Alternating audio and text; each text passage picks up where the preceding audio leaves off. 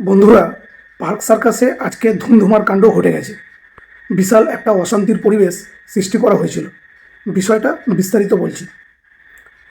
সরকারি নির্দেশ অনুযায়ী পার্ক সার্কাসে কিছু অবৈধ নির্মাণ এবং রাস্তার উপরে নামাজ পড়াকে কেন্দ্র করে যখন পুলিশ প্রশাসন সেখানে তাদেরকে বোঝানোর জন্য যায়, বেশ কিছু সংখ্যালঘু মুসলিম সম্প্রদায়ের মানুষ পাথর ছুঁড়ে পুলিশের ওপরে অ্যাটাক করা শুরু করে, যেটা কিন্তু মুসলিম সম্প্রদায়ের একটা চিরাচরিত রেকর্ড। কোনো কিছু বোঝার আগে, আলোচনা করার আগেই পাথর বৃষ্টি তারা শুরু করে দেয়, যেটা কিন্তু মোটেও ঠিক নয়।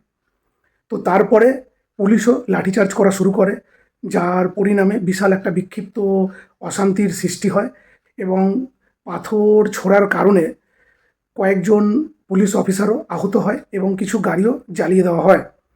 ভিডিওটা দেখুন, তারপরে এ ব্যাপারে বিস্তারিত কিছু বলছি। जुम्मा में नमाज रास्ते में क्यों पढ़ोगे? 30 साल का सरकार अभी है नहीं तो नया सरकार।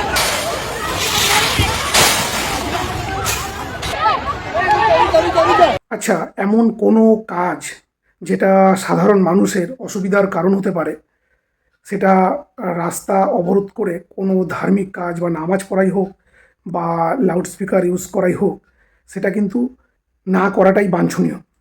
হিন্দু হোক বা মুসলিম, আইন কিন্তু সবার জন্য এক। তাই যদি রাজ্যে সুশাসন ব্যবস্থা ঠিক রাখতে হয়, তাহলে কিন্তু সরকারি আদেশ মেনে চলতেই হবে। কথায় কথায় সরকারি আদেশ অমান্য করলে চলবে না, তাহলে কিন্তু জঙ্গলের পরিবেশ সৃষ্টি হবে।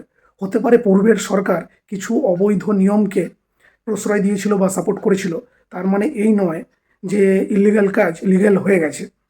নতুন সরকার এবং রাজ্যে যদি সুশাসন সৃষ্টি করতে হয়, তাহলে কিন্তু আমাদের সকলে মিলে প্রশাসনকে ভালো কাজের জন্য অ্যাপ্রিসিয়েট করতে হবে এবং সাপোর্ট করতে হবে। প্রত্যেক কাজ যেটা নিজেদের স্বার্থের বাইরে হলেই সরকারের বিরুদ্ধে অবজেকশন করা, এটা কিন্তু গ্রহণযোগ্য নয়।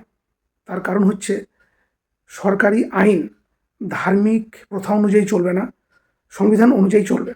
যেহেতু ভারতবর্ষ গণতান্ত্রিক দেশ, তাই এখানে ধার্মিক প্রথার থেকে বেশি প্রায়োরিটি দেওয়া হয় সংবিধানকে। এই জিনিসগুলো হিন্দু মুসলিম সকলকেই বুঝতে হবে, তবেই রাজ্য এবং দেশ সঠিকভাবে গ্রো করবে। তো বন্ধুরা, আপনাদের কি মতামত অবশ্যই কমেন্টে জানাবেন যে কোনটা ঠিক কোনটা ভুল। বাই বাই, জয়।